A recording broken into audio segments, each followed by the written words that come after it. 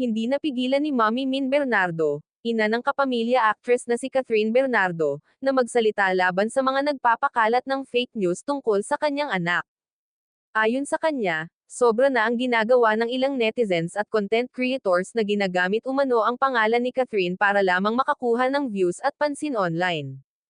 Sa isang social media post, mariing sinabi ni Mommy Min, "Don't twist the story para lang dumami ang viewers nyo."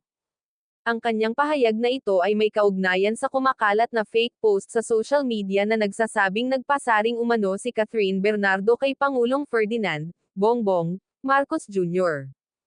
Agad itong pinalagan ng pamilya Bernardo at ng Star Magic, ang talent management ng ABS-CBN na nangangalaga sa karera ni Catherine.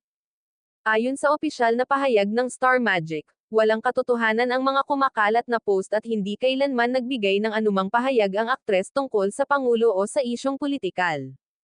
Giit ni Mommy Min, hindi na dapat aniya gawing libangan ang pagpapakalat ng maling impormasyon, lalo na kung nakasisira ito sa reputasyon ng isang tao.